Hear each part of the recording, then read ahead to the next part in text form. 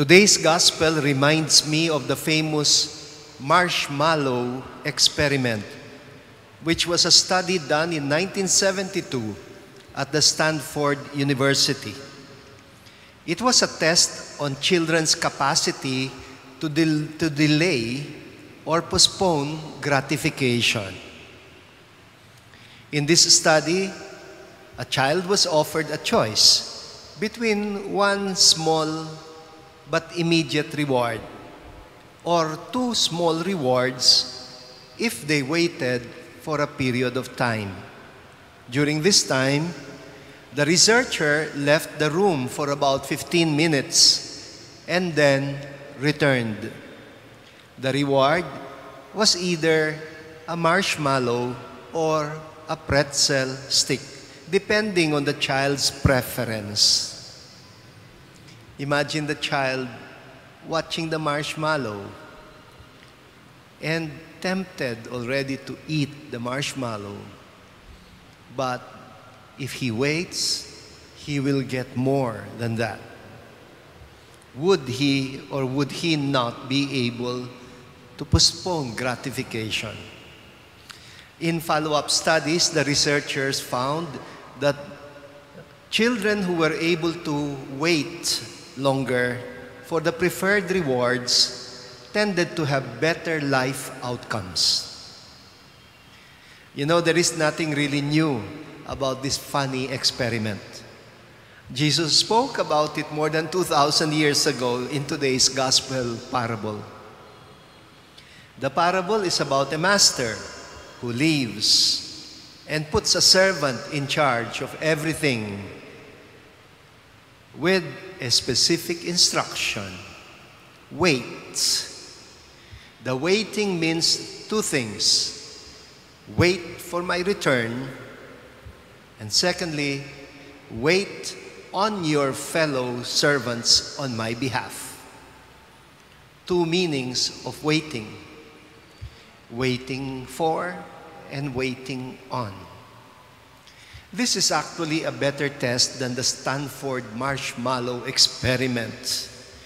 The master says, I am going away, I have left some food, and will bring home more. Take note, he's coming from a wedding.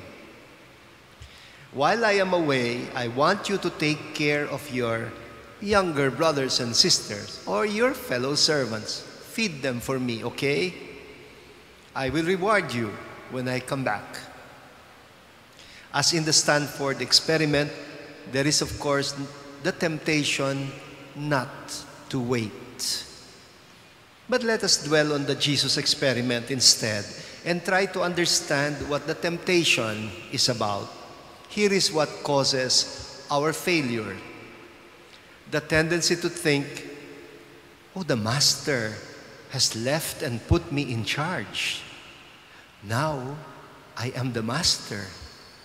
I can do what I want.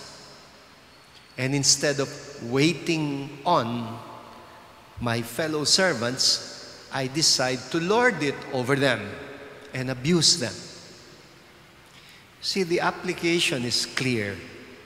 It is about us human beings and our sense of stewardship and the role that we think we must play in this world. Our weakness, lies in our tendency to go for immediate self-gratification and forget about the greater reward upon the master's return. It begins with the reasoning that, there is no sense waiting for a return. What if he doesn't come back? Maybe the master won't come back. There is no sense remaining a servant. I have the choice to behave like the master, meaning to lord it over. What is the reward for the waiting? It is laid out towards the end of the parable. The gospel says, "Blessed is the servant whom the master finds vigilant on his arrival." Vigilant. That is a term for waiting. Blessed is the servant who waited.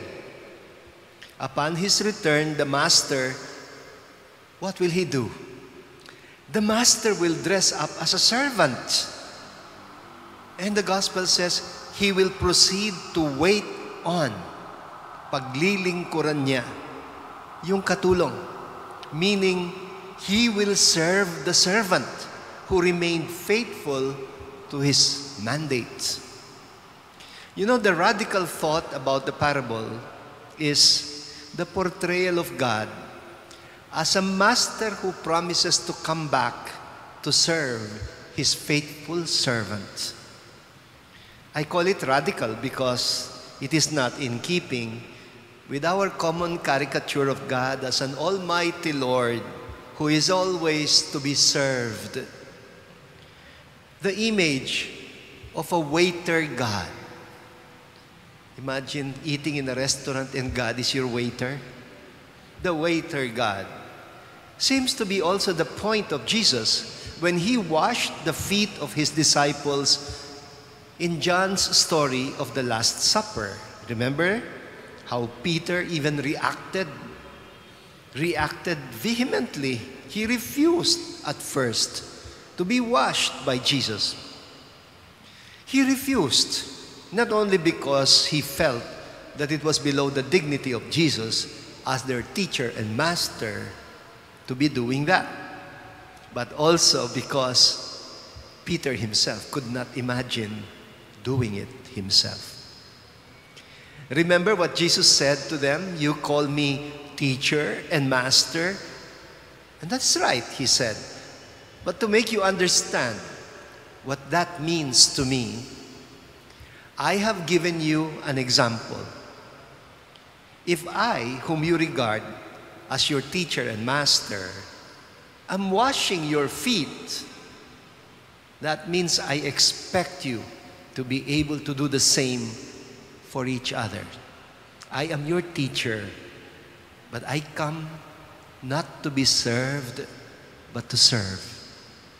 Therefore, I expect you also to be servants to one another. Perhaps that is why we call our worship of God a service. The liturgy of the Word, a service of the Word. To worship a servant God is to serve. And we call our participation in the mission of this God as a ministry, meaning a service. You know, tomorrow, I am participating in an interfaith dialogue.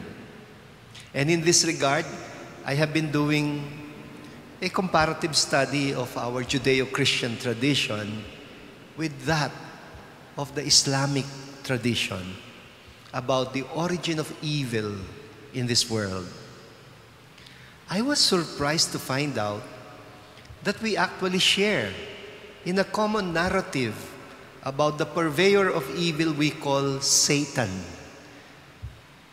The Muslims call him Iblis. But when translated into English, he becomes devil or Satan as well.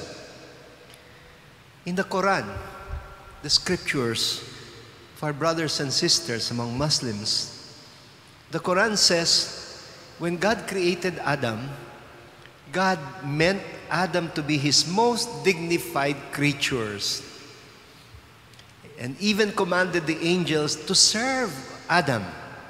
All of them obeyed except for Iblis or Satan or the devil. He rebelled against God. And you know how he reacted when he was told to serve Adam? He said, I refuse to serve that creature. I was created ahead of him. I am superior to him.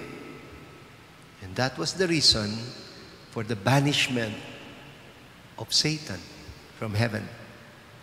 Like us in the Judeo-Christian tradition, our Muslim brothers and sisters believe that up to now, Satan has made it his vision and mission to make Adam, to make humankind fall by trying to infect us with the same virus of arrogance and pride, with that tendency to be delusional, to think too highly of ourselves, to prefer to be served than to serve, to prefer to lord it over than to wait for the true Lord, and to wait on each other.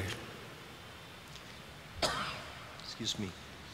Forgetting that we are image and likeness of a waiter God, a servant God.